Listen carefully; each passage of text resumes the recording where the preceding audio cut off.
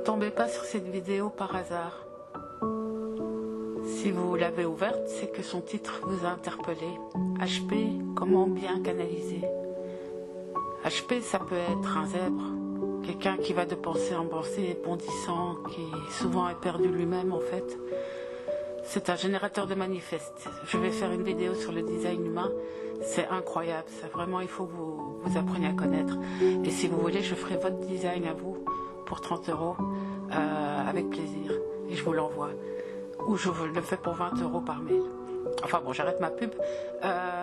Les HP donc ont énormément de pensées, font des liens entre des choses où les autres ne font pas de lien. Ce qui les mène souvent en HP. Ça arrive. Parce qu'il faut arriver à gérer toutes ces informations qu'on reçoit.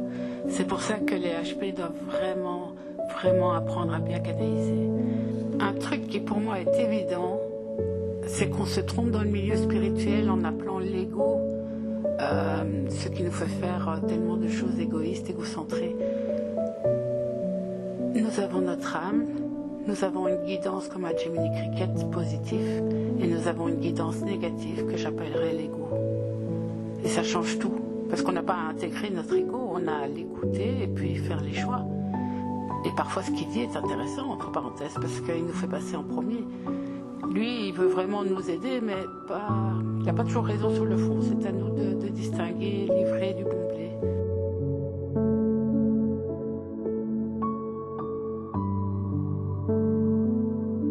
Alors je vais reprendre la base, comme dirait Sophie Gouetch. La base, c'est que si vous voulez canaliser, ou si vous canalisez déjà, donc si vous entendez des voix, si vous êtes dépassé par des pensées, par des actes, c'est que vous canalisez déjà. Il faut d'abord un bon terrain, un bon jardin. Vous devez être les jardiniers de votre vie.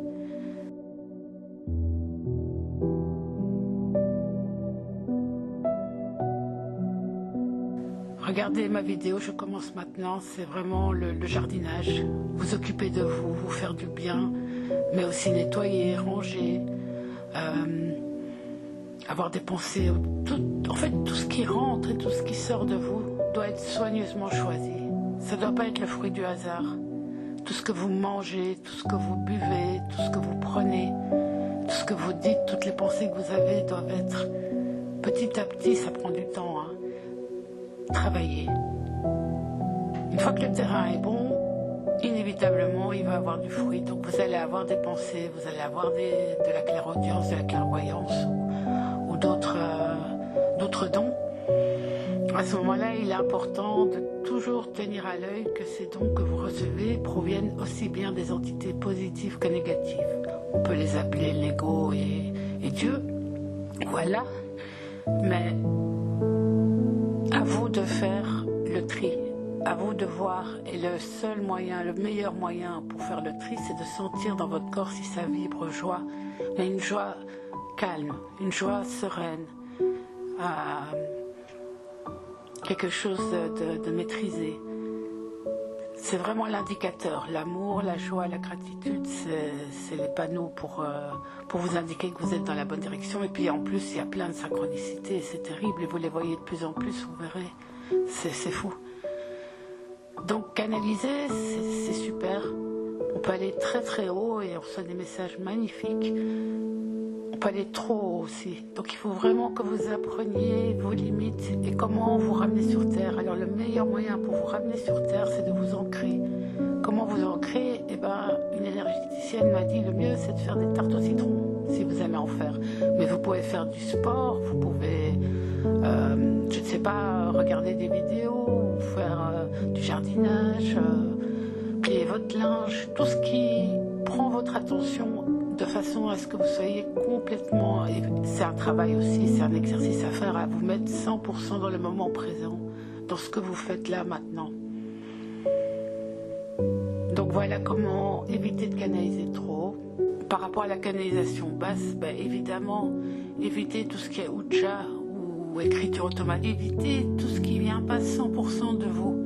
Vous pouvez être influencé par d'autres personnes, mais il faut que vos rituels soient les vôtres. Faites très attention aussi avec les drogues comme l'ayahuasca ou la respiration holotropique. Et il faut être prêt, il faut faire ça doucement et prendre son temps, savoir ce qu'on fait en fait. C'est vraiment ça, connais-toi toi-même. Alors, j'ai quelques vidéos à vous conseiller pour avancer.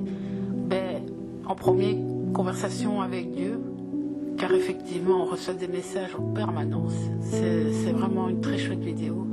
La prophétie des ondes, bien sûr. Les principes Toltec.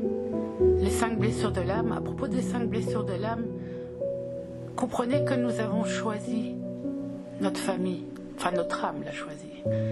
Car c'est la meilleure famille pour apprendre ce que nous avions besoin d'apprendre. Donc, si vous avez souffert, et je suis sûre que c'est le cas, regardez ce qui vous a manqué, c'est par là que vous allez briller. Le but du jeu est vraiment de faire des perles de nos blessures. Et là, j'ai une moins bonne nouvelle. Pour arriver à transcender nos blessures, il faut les revivre. Il faut consciemment revivre les émotions, les vibrations que vous avez vécues à ce moment-là pour arriver à le dépasser. Vraiment. Je vous conseille les vidéos de méditation hypnotique de la chaîne 5e saison qui fait une vidéo sur chaque blessure de l'âme. C'est très très fort et il faut le faire pendant 1 mois. Et si vous êtes comme moi, on ressent dans le corps vraiment, et on a des images, c'est extrêmement pénible. Mais ça aide beaucoup, vraiment.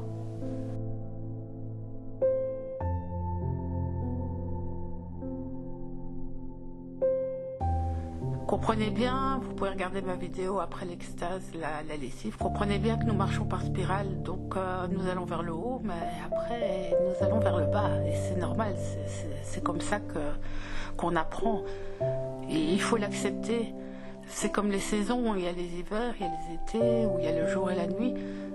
Nous sommes vraiment obligés de passer par là, et c'est en le voyant correctement que nous allons apprendre petit à petit à retrouver notre pouvoir. Ne donnez pas votre pouvoir à des autres. C'est à vous de trouver ce qui vous convient, comme ça vous convient. Personne ne pourra vous indiquer, il n'y a pas de voyants ou de personnes qui sont mieux au courant de vous, de ce qui vous concerne vous. Vous êtes votre maître d'ouvrage, vous êtes vraiment le bâtisseur de votre vie, de vos expériences. Vous ne trouverez rien à l'extérieur, tout est à l'intérieur. Mais il faut faire silence.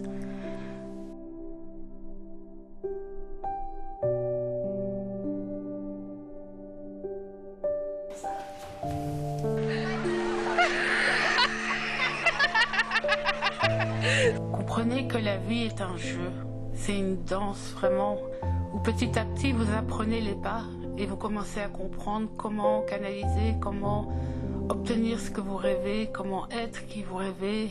Parfois vous devenez ce que vous n'aviez absolument pas prévu d'être, et c'est très bien comme ça.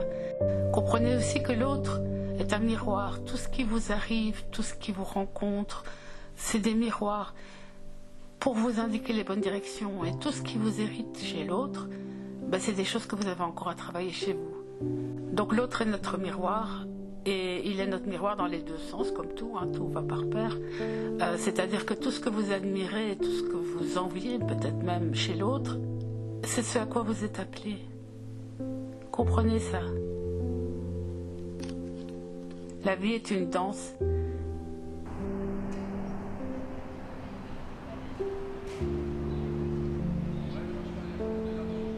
Et même si je peux comprendre que ça doit être très pénible pour certains d'entendre ça, mais l'univers ne veut que notre bien. Et j'imagine à quel point ça peut être compliqué d'entendre ça si vous êtes en plein deuil ou si vous êtes malade. Une technique qui peut vous aider, c'est de vous dire: je suis dans cette situation pour le moment. Elle ne durera pas tout le temps, c'est pour le moment.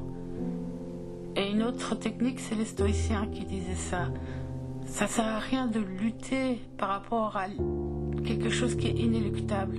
De toute façon, c'est là. La maladie, elle est là. Le deuil, il est là. Ou Dieu sait quoi, la pauvreté, c'est là. Donc, vous ne pouvez que faire avec. Parce que nager à contre-courant, c'est éreintant. Et donc, à un moment, il faut arrêter d'aller à contre-courant et se dire: ok, on va faire avec. Qu'est-ce que ça a de bon à m'apporter? Comprenez que vos émotions sont vos guides. Si vous ressentez de la colère, c'est que certains de vos besoins ne sont pas assouvis. Et je parle de besoins, de choses vraiment essentielles pour vous. Posez-vous la question, si vous êtes en colère, quel besoin n'est pas assouvi?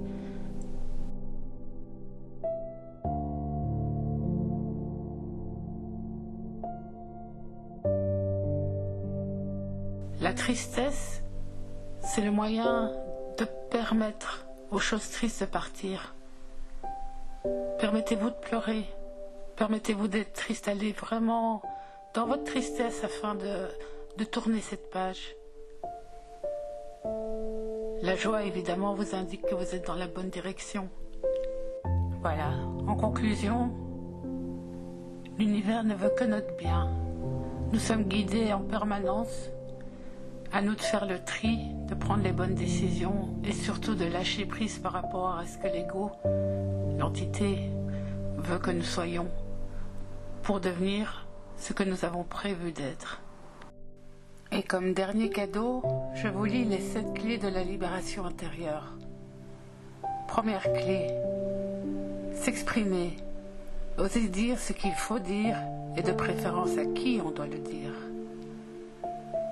Deuxième clé, dédramatiser, observer et respirer. Qu'avez-vous à apprendre? Troisième clé, s'enraciner. Soyez présent dans l'instant. Ce à quoi vous faites face s'efface. Quatrième clé, lâcher prise. Acceptez avec sérénité ce que vous ne pouvez pas changer. Cinquième clé, se responsabiliser.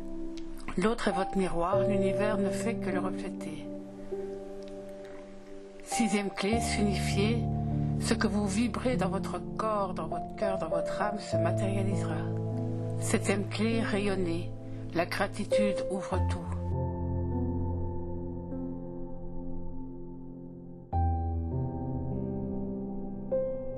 Notre mission dans notre vie, pour chacun, est de nous rendre heureux et de rayonner ce bonheur aux autres.